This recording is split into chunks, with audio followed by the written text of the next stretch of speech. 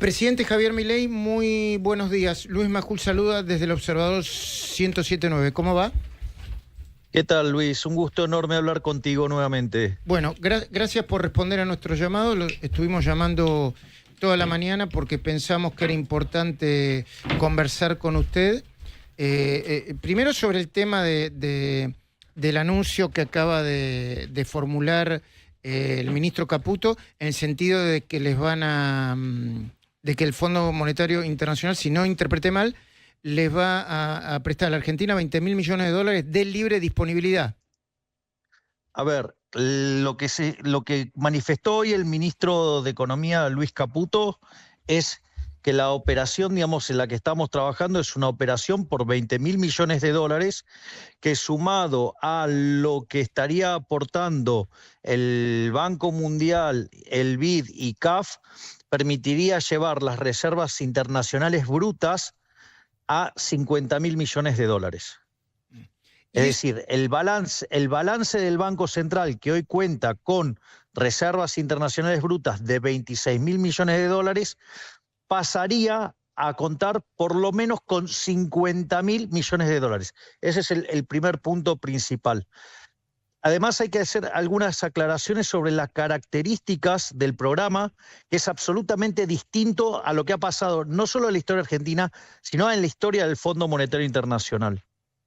Los programas tradicionales que ha enfrentado el Fondo Monetario Internacional a lo largo de su historia son de países que de repente tienen déficit fiscal, se estaban financiando en el mercado de capitales, y cuando se produce un corte en el financiamiento, el Fondo Monetario Internacional le brinda una asistencia para que haga de manera suave y lenta el ajuste y le financia esa transición, le financia la corrección fiscal y el rollover de la deuda. Básicamente eso es un programa tradicional del Fondo Monetario Internacional.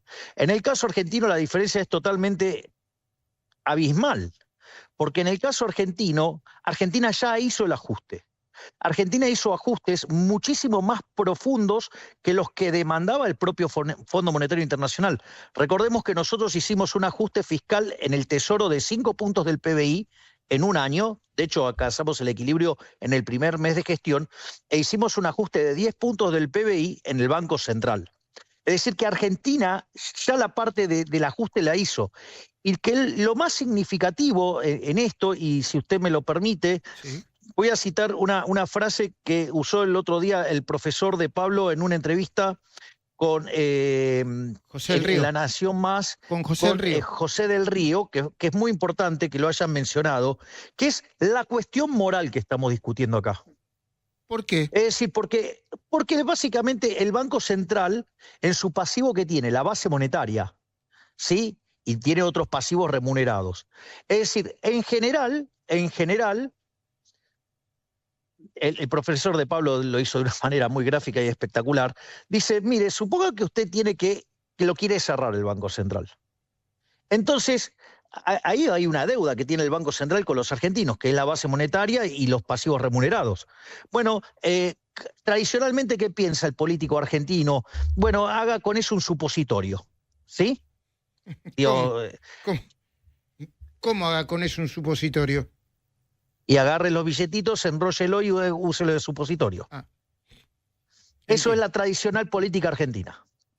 Eso es, por ejemplo, lo que le hizo la señora Cristina Fernández de Kirchner, que viene ahora a cacarear, ¿sí? Que estafó a los argentinos cuando, por ejemplo, hizo el préstamo del Bicentenario, que se llevó 10.000 millones de dólares, que a plata de hoy serían 15.000, contra papelitos. O sea, puso papelito de colores y ella fue y agarró y se la gastó. Es decir, por lo tanto, aquellos que están además con ochantas mandriles que están criticando a esta operación, me parece que entonces que expliquen por qué les pareció buena entonces la operación que hizo Cristina Fernández de Kirchner, estafando a todos los argentinos al poner papelito de colores y llevarse los dólares. Entonces, la operación acá consta que Argentina va a recibir, el Tesoro Nacional va a recibir esos dólares del Fondo Monetario Internacional y de otros organismos multilaterales, y con esto se va a cancelar letras intransferibles. Por lo tanto, esto representa una forma de, y de hecho lo es, de fortalecer la hoja de balance del Banco Central. Es decir, ahora los pesos, en lugar de estar respaldados por papelito de colores, ahora van a estar respaldados por dólares. Entonces, mire, le paso, si usted me permite... Por favor. Digo, porque esto solamente es déjeme entramos... decirle... Solamente déjeme decirle, presidente, que se suma Horacio Cava, que habitualmente a esta hora hacemos el pase en el Observador 107.9 con él. Lo saluda Horacio Cava. Buen día, presidente, ¿cómo le va? ¿Qué tal, Horacio? Un placer enorme gracias, que también te vas a sumar en esta charla. Me pone muy feliz tener la posibilidad de hablar con ustedes dos a la vez. Muchas gracias. A ver, entonces empecemos a repasar los números y veamos que muchas de las cosas que se han estado diciendo los últimos días carecen totalmente de sentido. Y que por una cuestión del hermetismo que requiere una operación de estas magnitudes, o sea, nosotros necesitábamos ser herméticos. Hasta que anoche, Cristalina le dio Georgieva le dio el ok a Toto Caputo para poder revelar el monto. Exactamente. A ver, si ustedes se fijan, yo recién dije, las reservas internacionales brutas van a pasar a ser de por lo menos 50.000 millones de dólares. Es decir, que en el activo del Banco Central vamos a pasar a tener 50.000 millones de dólares. Entonces el punto es, bueno, ¿qué tenemos en el pasivo? Si yo tomo la base monetaria en el formato tradicional, que tiene que ver con los pesos que nosotros usamos para hacer transacciones y el encaje de los bancos, es decir, el efectivo que los bancos tienen en caja, esos son 29 billones de pesos. Si yo esos 29 billones de pesos los convierto al tipo de cambio oficial, la base monetaria de Argentina son 26.000 millones de dólares. ¿Y eso qué significa? Tendríamos una base... ¿Cómo? ¿Y eso qué significa, presidente, para que lo entendamos significa mejor? Que cada peso tiene el doble de respaldo de dólares, básicamente, al tipo de cambio oficial. Porque al tipo de cambio oficial la base monetaria sería de 26.000 millones de dólares y tenemos reservas brutas por más de 50.000 millones de dólares. Presidente, ¿le puedo hacer una pregunta? Dame un segundo, Luis. Sí, por favor. Please. Sí, por favor. Porque quiero que queden claras las cuentas. Bien. Exacto. Y lo vamos a poner en otros términos. Si lo hacemos al tipo de cambio paralelo, ¿sí? De 1.300, la base monetaria sería de 22.000 millones de dólares. Es decir, tengo 50.000 millones de dólares para respaldar 22.000 millones de dólares. O sea, tengo más que el doble. No sé si soy claro en lo que estoy diciendo. Sí, está diciendo que no hay peligro. Está diciendo que no hay peligro ni de corrida y la pregunta es, Estoy diciendo que hablar del tipo de cambio es irrelevante, porque son tantos los dólares que respaldan la base que me podría sacar toda la base monetaria al tipo de cambio oficial y me sobrarían además 24.000 millones de dólares. Y para que se entienda todavía más, está diciendo que de ninguna manera va a haber una devaluación. Pero obviamente si acá la cuestión es que faltan pesos, no que faltan dólares. Es decir, si tengo respaldo por 50.000 millones y la base es... lo quiere hacer al oficial 26.000 millones de dólares. Al paralelo 22.000. O sea, tengo el doble. Entiendo. Suponga que usted me dice, no, bueno, pero usted también tiene pasivos remunerados y yo también quiero cubrir los pasivos remunerados. Bueno, los pasivos remunerados hace que la base monetaria amplia entonces se vaya a 47 billones de pesos. Quiere decir que al tipo de cambio oficial son 42.000 millones de dólares. O sea, menos que lo que tengo de reservas brutas internacionales. ¿Lo quiere hacer al paralelo? Bueno, son 36.000 millones de dólares. O sea, me sobran al paralelo me sobran 14.000 millones de dólares. Al oficial me sobran casi 10.000 millones de dólares. Entiendo. Presidente, es irrelevante la discusión cambiaria.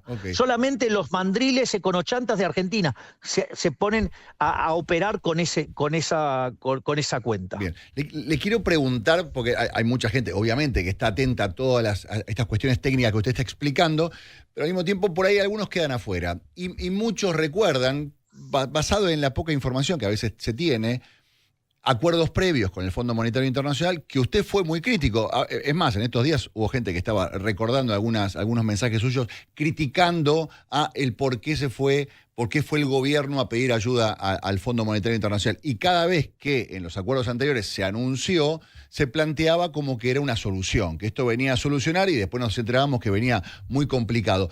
Más o menos para que lo entendamos todos. ¿Por qué usted criticaba anteriores acuerdos y por qué este va a funcionar? ¿Qué es distinto de este acuerdo? Bien, ¿puedo hacer algunos como suerte de parroquiales antes, digo, para acomodar la discusión? Yo en aquel momento me opuse al acuerdo y dije que iba a terminar mal. Sí. ¿Y cómo terminó? Mal. Bien, ok, digo, primer punto, con lo cual acerté. Sí. Segundo punto, desde que asumimos, hay un conjunto de conochantas mandriles que viven criticando y sin embargo dijeron que el tipo de cambio se iba a ir, digamos, a 3.000, que a plata de hoy sería 6.000, otros hablaban de 10.000, otros que a plata de hoy los 8.000 que decían serían 16.000. El tipo de cambio, ¿cuánto se movió? 15%. O sea, con el crawling peg del 1%, que es 13. ¿Ok? Con lo cual, ¿acertaron? No, erraron todos. Digo, yo pediría que tengan un ejercicio de modestia, de que le vienen errando todo el tiempo y, digamos, traten de escuchar lo que estamos haciendo. Primer ejercicio, ¿no? O sea, ¿por qué no tratan de entender cómo funciona el modelo antes de criticar sin saber? Ahora voy a explicar por qué yo critiqué el anterior acuerdo del Fondo Monetario Internacional. El primer punto es porque significaba un aumento de deuda. Y para mí, el aumento de la deuda es inmoral. ¿Por qué es inmoral? Porque es pasarle la fiesta de la generación presente a la generación futura, generación que ni siquiera vota. O sea, es profundamente inmoral eso, porque usted le está trasladando el ajuste a nuestros hijos, a nuestros nietos, a nuestros bisnietos, o sea, lo cual es profundamente inmoral. O sea, porque eso implicaba un aumento de deuda. O sea, primer punto. Segundo punto, el caradura inmoral, y perdón, yo tengo que hacer un esfuerzo para contener las palabras, de ese impresentable que teníamos, el pasante, que oficiaba de ministro de Economía, ¿sí? Tenía la caradurez de decir que no había ajuste fiscal. Y cuando usted miraba, entonces, ¿cómo corregía? ¿Cómo es que no había ajuste fiscal y mejoraba el resultado fiscal para poder acceder al acuerdo con el fondo? Sucede que el señor decía que como el gasto público no bajaba, entonces no había ajuste fiscal, es decir, que nos iba a reventar la cabeza a todos con impuestos. ¿Ok? Con lo cual, digamos, ese tipo de ajuste es recesivo. Y de hecho, ese señor se fue en el medio de una crisis. ¿Sí? Porque no nos olvidemos que nos dejaron plantada, porque después vino, digamos, Bataki, otro desastre, y después vino Masazarasa, ¿sí? ¿Sí? Y que dejó la inflación corriendo al 54% mensual en mayorista, o sea, 17.000 anual. El sinceramiento de los precios implicó llevar la pobreza al 57%, ¿sí? O sea, y combinábamos lo peor de las tres grandes crisis de la Argentina, ¿no? Porque combinábamos el desequilibrio monetario del Rodrigazo, del 75-76, combinábamos con niveles de pobreza mucho más altos que los que teníamos en la salida de la convertibilidad y un desequilibrio en el Banco Central peor que el que teníamos en la previa de la hiperinflación de Alfonsín del 89. Ese paquetito nos dejaron, ¿no? Lo cual iba a ser la peor crisis de toda la historia argentina. Dicho esto, la realidad es que este acuerdo, ¿qué es lo que tiene de distinto? Que no sube la deuda, porque es tomar esos fondos del Banco Central para pagar la deuda que tiene el Tesoro con el Banco Central. Eso implica que al mejorarle el respaldo a los pesos que andan circulando, la moneda se fortalece, vale más. ¿Cuál es la contracara de eso? Que usted tiene menos inflación. Es decir, y esto no pasó nunca. De hecho, la deuda va a bajar después de esto.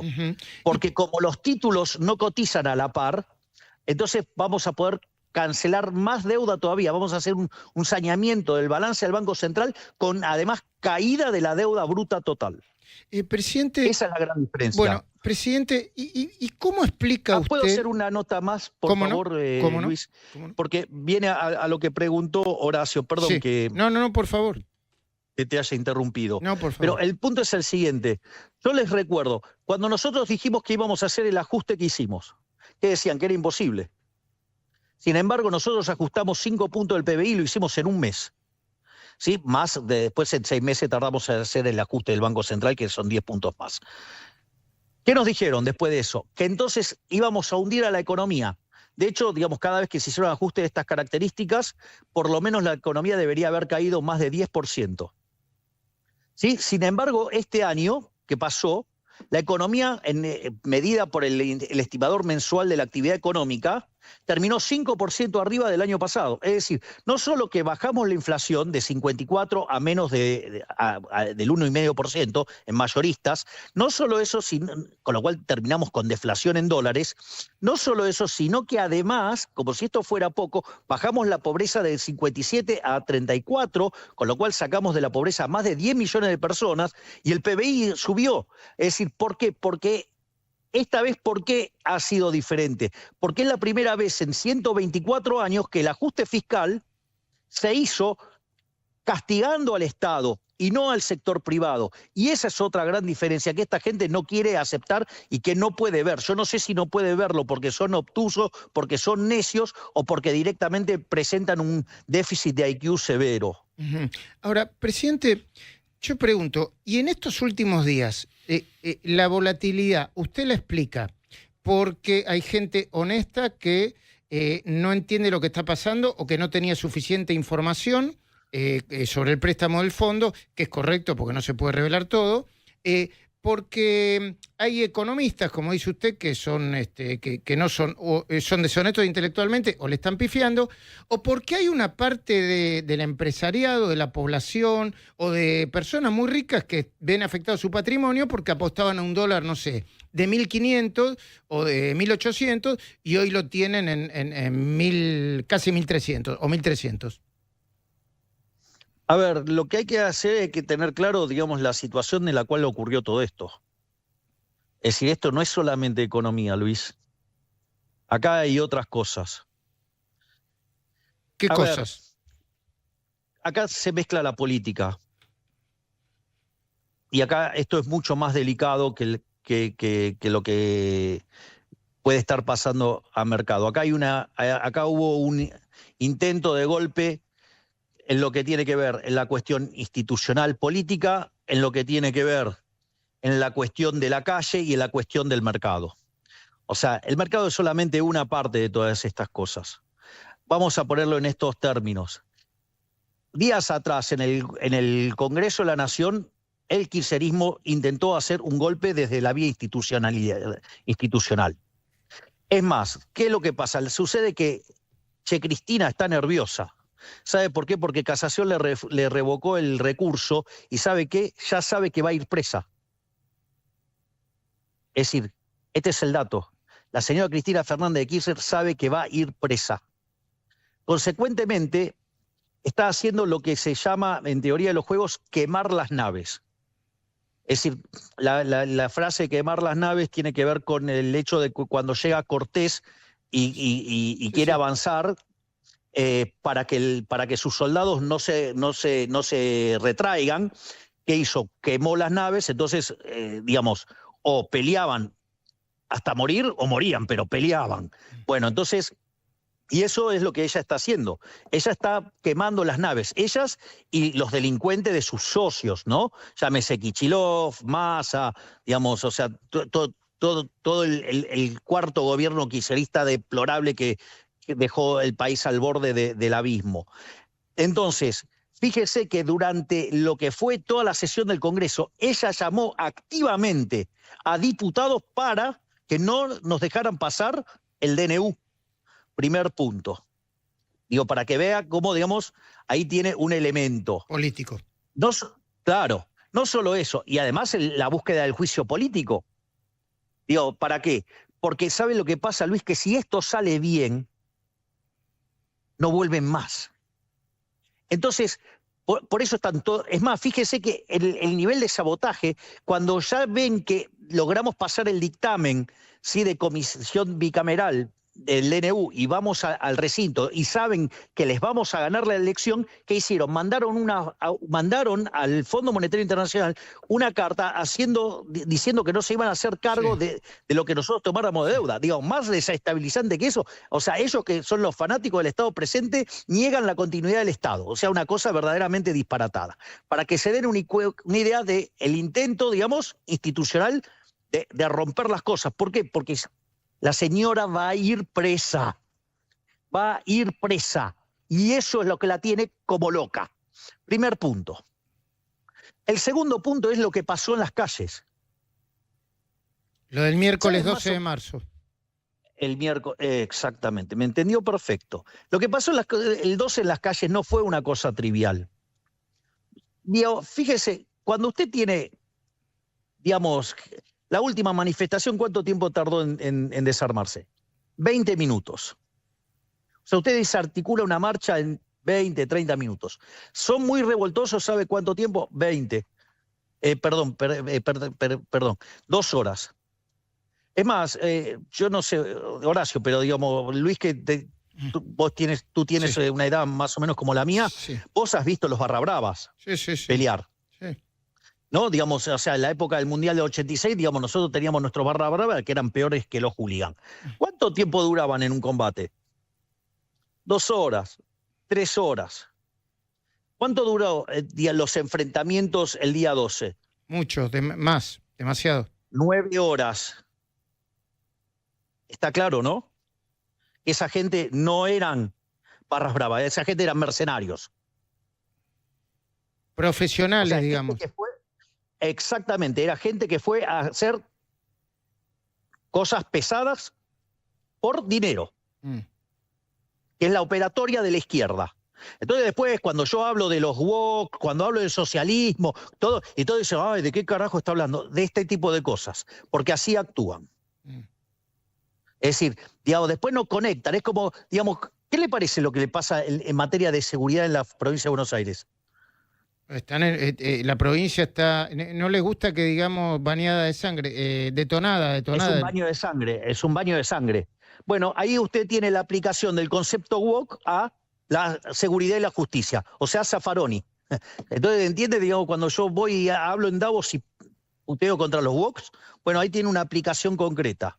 O los intentos de la izquierda de desestabilizar cuando no ganan ellos.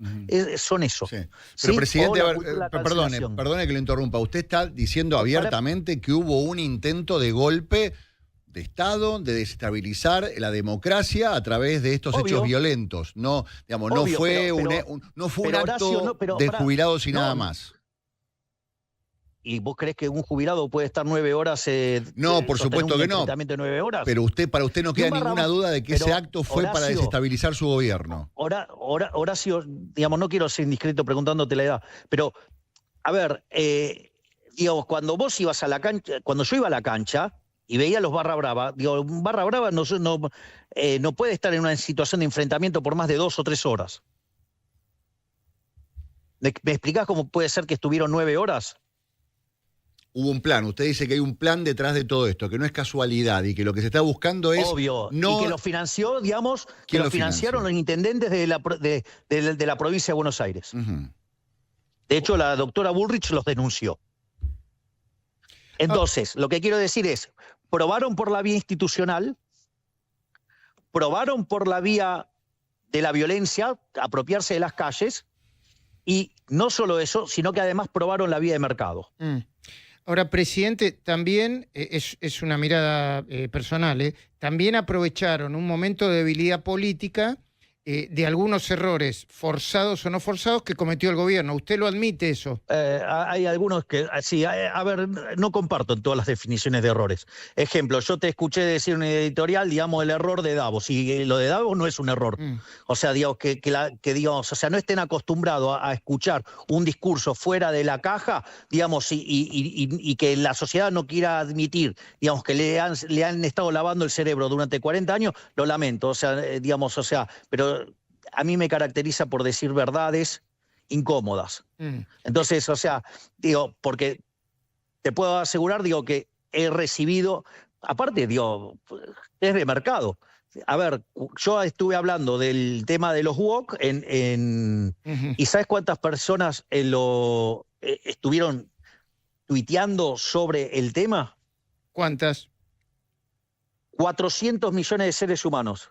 Está bien. Es decir, tenía al 5% de la población mundial en Twitter hablando de mi discurso. ¿De qué fracaso me viene a hablar de, digamos, o sea, digo, que al periodismo no le guste que yo hable de cosas que los ponen en un lugar incómodo porque les estoy mostrando que lo que dijeron durante los últimos 40 años está todo mal? Bueno, lo siento.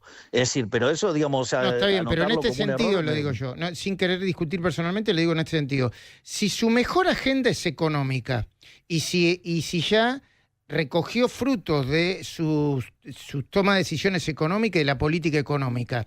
¿Para qué abrir una agenda que tape la buena gestión? ¿Se entiende, no? Eso. Pues pero ¿sabe lo que pasa, Luis? Usted, mire, yo se lo voy a hacer.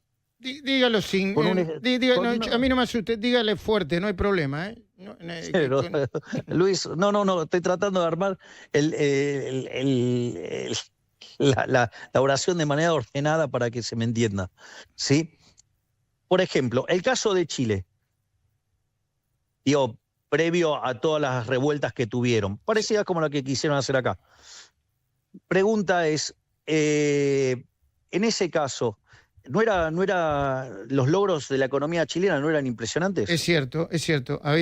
Usted está hablando de los estudiantes, creo fue, ¿no? La revuelta de los sin embargo se llevaron puesto un gobierno para terminar poniendo a un socialista, ¿no?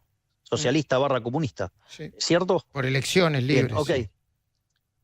Está bien, sí. Pero de vuelta, el dato es fáctico, ¿sí? A ver, entonces, ¿qué es lo que quiero decir? Usted puede hacer un gobierno maravilloso y si usted no da la batalla cultural, a usted se lo van a llevar puesto. Entonces, nosotros trabajamos en 3 líneas. Nosotros trabajamos en una línea de gestión, vaya que, digamos, o sea, somos eficientes porque pasamos la inflación del 54% al 1,5%. ¿Sí? Digamos, la economía le metimos un ajuste de 15 puntos del PBI y mientras que todos pronosticaban el apocalipsis, la economía creció 5%. Bajamos la pobreza en más de 20 puntos porcentuales, sacando a más de 10 millones de argentinos de la pobreza. Obviamente que los logros de la gestión económica argentina, digamos, están siendo motivo de admiración mundial y de hecho, digamos, o sea, han venido muchísimos académicos de fuste a mirar el caso argentino, llámese el premio Nobel de Economía Thomas Sargent, digamos, he estado con Kenneth Rogoff, con Arthur Laffer, digamos, han venido otros economistas argentinos muy prestigiosos que son profesores en universidades extranjeras, como el caso de Álvarez o el caso de Nicolini, digamos, y me estoy olvidando, digamos, algunos, digamos, economistas importantes también que vinieron, pero digo, o sea, es una lista enorme. Dicho esto, entonces, primer punto, está claro. Pero bueno, ese error no, pero algunos errores sí, ¿no? El tema de la criptomoneda. Sí, Dios, sí, digamos, o sea, de vuelta, y ya lo dije, o sea, ex ante, digamos, no me arrepiento nada, es post, digamos, está claro que, digamos, no lo hubiera hecho, es post, digo, porque, digamos, o sea, pero sin embargo, fíjese, digo, porque los medios, o sea, digo, informan, digamos, parcialmente, ¿no? Porque la Security Exchange Commission, ¿qué dijo? Que no eran security, por lo tanto, no había estafa ahí. Y no solo eso, sino que además la demanda que se hizo en la Corte Suprema de New York, ¿sí? Digamos que se juntaron 200 personas, 200 damnificados, no fue por estafa, fue por publicidad engañosa. Sí. Y yo no estoy anotado ahí. Y la única demanda que está, digamos, en Estados Unidos contra mi persona, ¿sabe quién la hizo? ¿Quién? Gregorio Dalbón. ¿Lo conoce? O sea, ¿se da cuenta que es todo humo? Entonces, digo, yo entiendo que la gente, o sea, que usted no entienda algo, eso no quiere decir que sea una estafa. No.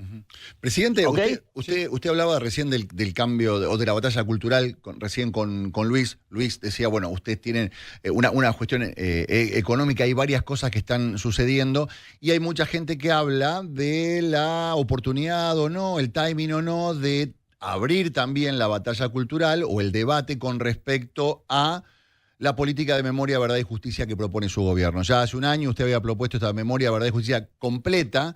Y este 24 de marzo... ¿Acaso no lo dije en el debate? Sí. O sea, yo no estoy de acuerdo con esta visión tuerta que nos quiso imponer el kirchnerismo. Sí.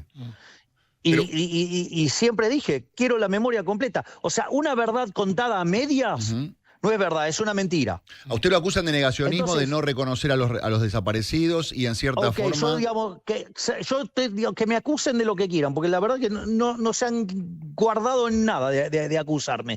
O sea, digo, también me acusan de nazi y creo que debo ser la persona, digamos, más pro-Israel del mundo. Sí, de hecho, digamos, me van a otorgar un premio que es el premio Génesis, que es el premio Nobel judío. Sí. ¿Sí? Ah, y que de paso le cuento, digamos, el piso del premio son $1 millón y que además lo voy a donar.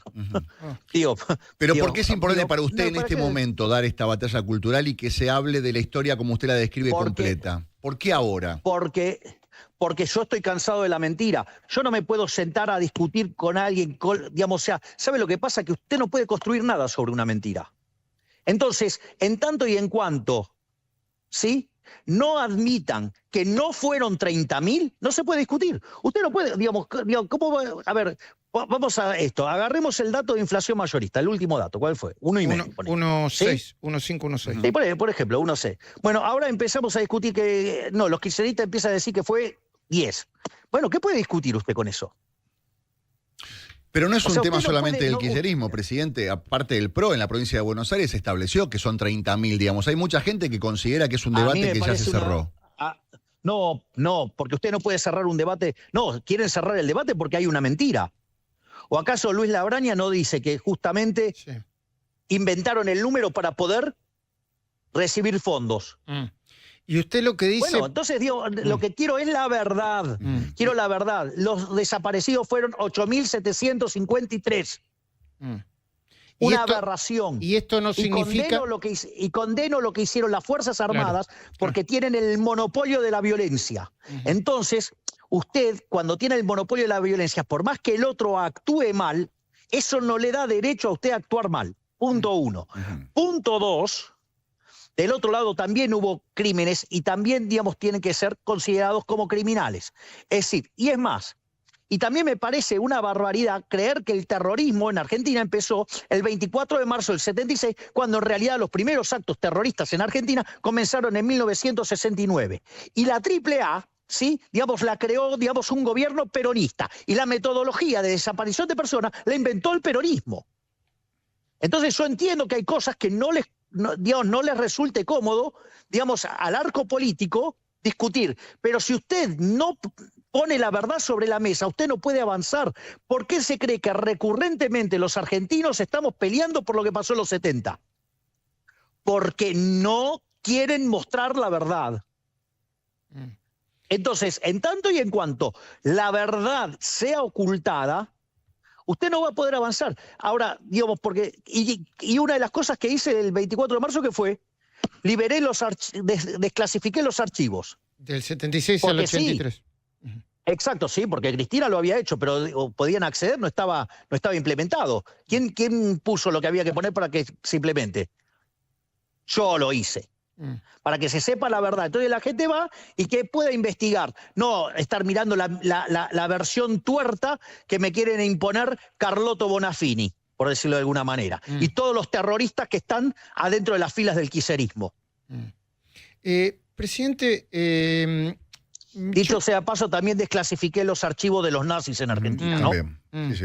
Y eso, perdón, le pregunto porque tengo desconocimiento de eso. Eso implica no sé, muchos años para atrás, ¿no? 1940 y pico. Y bueno, digamos, queremos justamente, digamos, saber qué pasó con el dinero de los judíos, digamos, y cómo operaron los bancos, y qué hicimos los argentinos, si acá, digamos, verdaderamente éramos un reducto nazi o no. Presidente, le quiero hacer una... Usted se da cuenta que esto, Sí. digamos, esto es único en el mundo. Usted sabe que somos el primer gobierno en el mundo que se anima a hacer esto, ¿no? No, no lo sabía. No lo sabíamos. No lo sabía. No. Yo por lo menos no lo sabía. No, yo tampoco. Presidente, este es un año electoral. Cada tanto hay dirigentes del PRO, de manera honesta, que dicen, incluido el expresidente Macri, que dice, a media lengua, ¿no? Che, pero nosotros de alguna manera ayudamos mucho a este gobierno, apoyamos de manera legislativa, estuvimos ahí en la segunda vuelta. ¿Por qué no se puede terminar de hacer un acuerdo? No sé si en todo el país o en los lugares donde se puede hacer el acuerdo, incluido la Ciudad de Buenos Aires, donde hay elecciones del 18 de mayo, pero que algunos, yo le digo, no importa mi opinión, pero yo pienso que tiene mucho más que ver el núcleo del PLO con el núcleo de la Libertad Avanza y sus votantes que cualquier otra fuerza política que se quiera parecer o acordar. ¿Por qué no se Si usted llega? Si usted se fija, en muchísimas partes del país estamos avanzando juntos. Y de hecho, en la provincia de Buenos Aires hemos dado claras señales de que vamos juntos. O sea, no es casualidad la foto, digamos, con Santilli, Ritondo, Sí. con Sebastián Pareja, Lule Menem, digamos, y mi hermana. ¿Y qué impide eso en la ciudad, Y presidente? faltaba Expert, que, digamos, Se había muerto su madre. Sí. Había Sí. fallecido la madre. Pero ¿y por qué en provincia sí, en ciudad no, presidente? ¿Qué lo impide? Y pregúntele al señor Jorge Macri por qué, digamos, o sea, quiso desdoblar las elecciones y además, o sea, se encarga de agredir a mi fuerza. A pesar de la infinita buena voluntad que pongo yo todo el tiempo. Porque así como reconozco cómo el PRO ha trabajado fuertemente con nosotros, también, digamos, me parece raro, digamos, la forma en la cual se ha manejado Jorge Macri. ¿En qué cosas lo agrede Jorge Macri a su fuerza?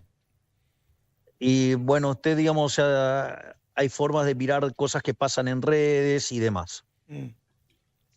Presidente, pero eso implica que ya no haya ninguna posibilidad de acuerdo en la ciudad, o después de las elecciones del 18 de mayo puede haber un acuerdo entre La Libertad Avanza y entonces, ¿y por qué quiso separarla? ¿Y por qué entonces quiso separar la elección? Bueno, la versión de la versión de la gente Jorge Macri es porque no acordaban juntos en la legislatura y tenían muchas diferencias con algunos legisladores de La Libertad Avanza. Y bueno, será porque nosotros tenemos una agenda liberal de verdad. ¿Hay espacio todavía? Perdón, la pregunta es si hay espacio en la ciudad y en el resto del país. Y luego... Usted va a encontrar en mí, yo siempre quiero, digamos, quiero que estemos juntos. Si usted me lo pregunta a mí, siempre. Sí, siempre. Y ese espacio, pero parece que la secretaria general de la presidencia, su hermana, y quizás Santiago Caputo no lo quieren. Bueno, digamos, las cosas que hace Jorge Macri no me ayuda tampoco a negociar dentro del Triángulo de Hierro. Si se hubiera comportado de otra manera, seguramente el resultado hubiera sido distinto. ¿Y Mauricio Macri? Yo sigo teniendo el mayor de los respetos y la admiración, digamos, por el presidente Macri. Y además tengo un gran afecto por él. O sea, con lo cual, imagínese que, digamos, siempre, digamos, para mí, digamos, o sea, el presidente Macri siempre va a ser parte de la solución. Presidente, ¿qué falta y qué se puede decir y qué no se puede decir sobre el acuerdo con el fondo, más allá de el monto? No se puede hablar de las cuotas, o por lo menos no lo tienen acordado. Bueno, pero esos son los temas que va a definir, digamos, el board. Pero de ahí a las barbaridades que hizo, que estuvo moviendo el masismo y el kirchnerismo y sus secuaces, donde el monto no alcanzaba los 3.500 millones de dólares, que el fondo pedía devaluación y todas esas estupideces que dijeron, digo, hay un abismo. Está bien, y yo le tengo que hacer una pregunta cuya respuesta quizá tenga impacto en el mercado, ¿no? Me imagino yo. En algún momento, cerca del ministro Caputo, creo que usted también lo piensa así, dice que la manera de salir, de ir a un esquema de flotación sucio, limpia, no lo sé, yo no soy un técnico, depende del monto del desembolso. ¿Este desembolso le va a permitir al gobierno ir a un esquema de flotación distinto? ¿Le va a permitir seguir con el Clorimpec? Sí, a ver, lo voy a hacer de otra manera. Es inmaterial la discusión. Porque si voy a tener 50.000 millones de dólares de activos, de reservas internacionales brutas, contra una base monetaria al tipo de cambio oficial de 26.000 millones de dólares, es inmaterial la respuesta. Digamos, o sea, usted tiene un montón de dólares para poquitos pesos. Presidente, y además no tiene déficit fiscal, no emite por sector financiero, con lo cual automáticamente, o sea, hay muy poquitos pesos y hay un montón de dólares. Bien. Y el cepo, pero... lo que quiero decir es, estamos muchísimo más cubiertos que lo que era la convertibilidad. Y con respecto al cepo, porque usted anticipó que el 1 de enero del año que viene no iba a haber cepo, y en cierta forma No en va a algunas existir entrevistas más el usted cepo. anticipó que El cuanto 1 antes de enero acordemos con no el va a Fondo existir. Monetario. ¿Esto acerca la Cuanto posibilidad de antes levantar el y cepo? Depende de cómo me estructuran los desembolsos. Ok. Pero lo que digo es, no tiene, o sea, técnicamente no tiene aire para subir el tipo de cambio. Ujú. Digo, de vuelta, nos vamos a ir a una relación de 50 a 26. Sí. 50 de reservas contra 26 de base. Porque los que usted denomina como econochantas están diciendo estos dólares se van a seguir usando para dibujar el dólar y para mantenerlo artificialmente bajo. Digamos, o sea, de vuelta, las reflexiones de los tipos que vienen pifiando duro y parejo en los últimos 15 meses. Ujú. ¿Le puedo hacer una última pregunta yo? Porque le quitamos mucho tiempo ya y le agradezco. Nos está dando más tiempo del que pudimos acordar previamente. La expresidenta acaba de tuitear, Milei, y dice, ¿cómo es que, Es explícame, una dice, historia irrelevante. ¿cómo La futura presidiaria, no me interesa lo que diga la futura presidiaria. Digo, que agarre y empiece a practicar cómo escribir sus memorias en los ladrillos de la cárcel. O si le dan la domiciliaria en la casa que decida recluirse. Bueno, presidente, no sé si tiene algo más que decir. Yo le agradezco mucho nuestra No, yo digo, estoy acá, ustedes me insistencia. preguntan, yo contesto. No. Bueno, si Ustedes tenés me alguna otra preguntan, yo pregunta. contesto. No, está bien. No, quiero aclarar que nosotros, nuestra producción lo llama con insistencia cuando hay temas tan sensibles. No deja de hacerlo, somos periodistas y el presidente tuvo la gentileza Pero de no les pude atendernos. atender antes. No les pude atender antes porque estaba reunido con Coca-Cola, que va a hacer una gran inversión en Argentina. Ah, bueno. Interesante. La última, presidente, ¿puedo preguntarle con respecto a política internacional? Sí, claro, obvio. ¿Cómo está la situación Trump-Zelensky, Milei? A ver, acá lo importante es lo siguiente. Yo siempre me manifesté. Yo digo dos cosas. ¿Cuál fue mi propuesta de campaña en política internacional? Alinearse con Estados Dije que me Unidos e iba a alinear. Israel. Ok, listo. Entonces, o sea, ese es el plan maestro. Sí, Alineado con Estados Unidos y con Israel. claro. Pero Con una lo de las cual, primeras digamos, personas así- que vino a saludarlo fue Zelensky. ¿Cómo queda esta relación, digamos, dónde Exactamente, Zelensky queda en el medio? con quien además tengo una excelente relación y Sí. he hablado hace pocos días. Sí. Y, digamos, y él valora enormemente mi involucramiento en la búsqueda de la paz. O sea, lo que nosotros estamos haciendo es trabajar activamente para que haya una solución y se alcance la paz. Y que le puedo asegurar que cada día está más cerca. Pero ahí, digamos, o sea, lo que hay que ponderar es el enorme trabajo, monumental trabajo que está haciendo el presidente Donald Trump. Admirable. Porque no solo está trabajando activamente en resolver el conflicto entre Rusia y Ucrania, está trabajando activamente en resolver el conflicto de Medio Oriente y está trabajando activamente para resolver también el conflicto que tiene Armenia con Azerbaiyán. Obviamente que en todo lo que yo pueda acompañar en la búsqueda de la paz, obviamente que lo voy a hacer. Presidente, ¿Adorno iba a ser candidato? Perdón, ya que aprovecho los últimos segundos. ¿Adorno iba a ser candidato en la Ciudad de Buenos Aires? Eso hay que preguntarlo en la oficina de al lado mío. ¿Y a usted qué le gustaría? Yo, digamos, bastante tengo con la gestión y la batalla cultural como para ocuparme de esas cosas. ¿Patricia Bullrich puede ser candidata? Me encantaría porque arrasaría. ¿Karina Milei? Lo dudo. Lo dudo. Federico Sturzenegger. Pero me parece que Federico está haciendo una tarea verdaderamente superlativa. Me parece que la motosierra se ha convertido en un emblema del mundo y Federico está siendo consultado por varios gobiernos. El propio Fondo Monetario Internacional lo convocó. Es más, le cuento algo. Recién yo estaba en la reunión de Coca-Cola y me pasaron una serie de cuestiones que tienen de problemas regulatorios. Automáticamente lo llamé a Federico, les arreglé una reunión y se fueron de acá, se fueron a verlo a Federico y están viendo todas las trabas regulatorias que tiene en Argentina. Sí. Presidente, ¿usted mira el minuto a minuto de los mercados, así como nosotros miramos el minuto a minuto del rating? No, porque yo tengo que estar mirando los fundamentals, yo me ocupo de los fundamentals. Es más, fíjese que hay una frase que yo dije en en el discurso del 1 de marzo, donde yo dije, miren que la línea no es un movimiento rectilíneo uniforme y que lo que importa es la tendencia y va a haber volatilidad. Entonces, yo, digamos, entiendo la volatilidad, entiendo que hay un dicho en ajedrez que dice las negras también juegan. Bueno, acá también, digamos, o sea,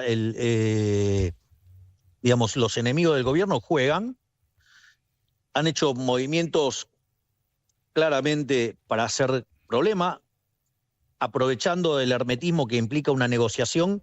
Por ejemplo, si Horacio estuviera negociando un megacontrato ahora.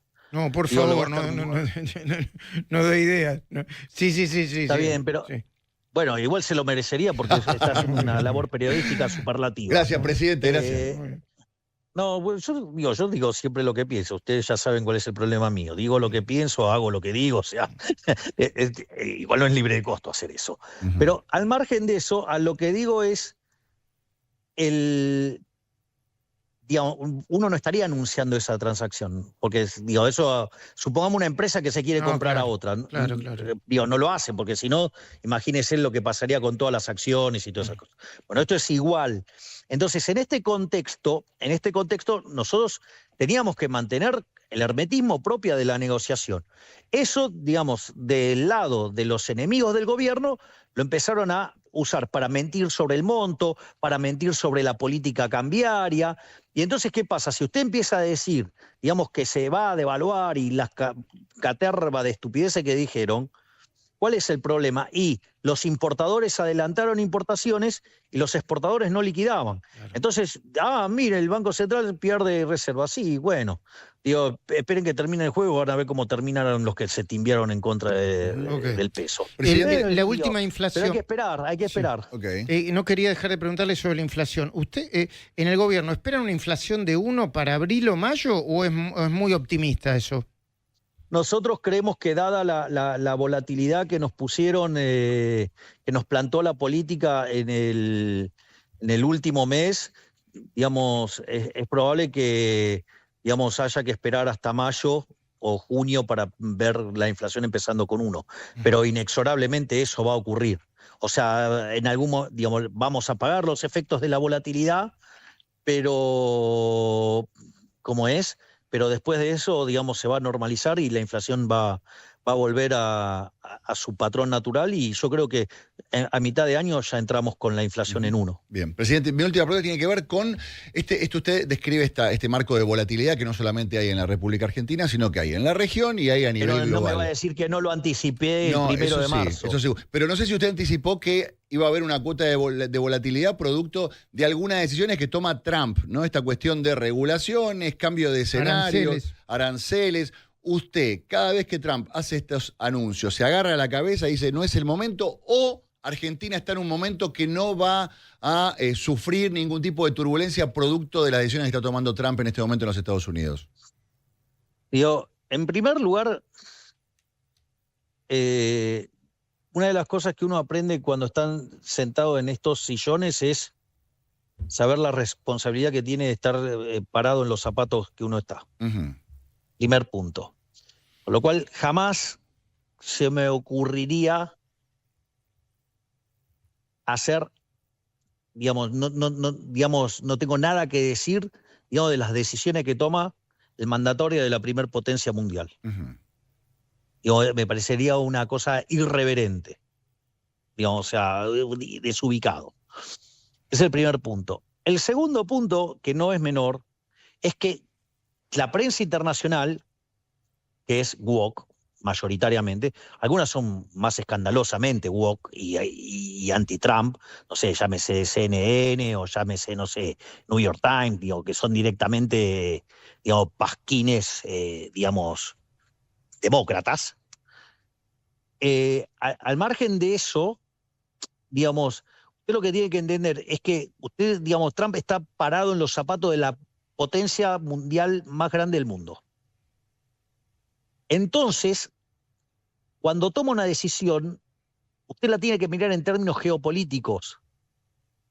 Es decir, si usted se queda solo con lo económico, es un disfrazado sin carnaval.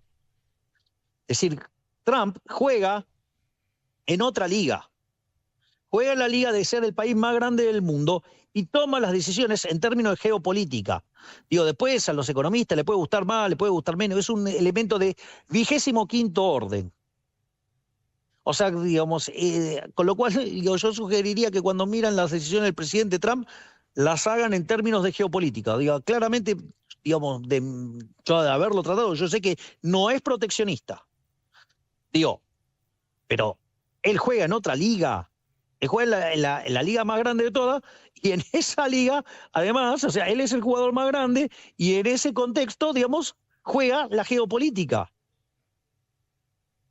Es un análisis incorrecto focalizarse solo en la cuestión comercial. Que dicho sea de paso, nosotros hoy sacó un comunicado Cancillería, digamos, estamos avanzando fuertemente hacia el Tratado de Libre Comercio. ¿Va Argentina hacia el Tratado de Libre Comercio con los Estados Unidos? Nosotros estamos, digamos, absolutamente comprometidos en avanzar en una Argentina que comercializa con todo el mundo. Sin necesidad de irse al Mercosur. No necesariamente, digamos, eso no implica salir del Mercosur. Podemos hacerlo, hay algunos mecanismos que podemos utilizar, digamos, estando en el Mercosur. Presidente, muchísimas gracias por el tiempo. De nuevo, disculpa porque nos pasamos un poquitito del tiempo previamente acordado. Volveremos a hablar en otra oportunidad y agradecidos por el contacto. No, por favor, muchísimas gracias a ustedes y les mando un gran abrazo tanto a ti, Luis, como al querido Horacio. Gracias, Muy bien, presidente. muy bien. Muchas gracias. Abrazo. Chau, chau. Hasta la próxima.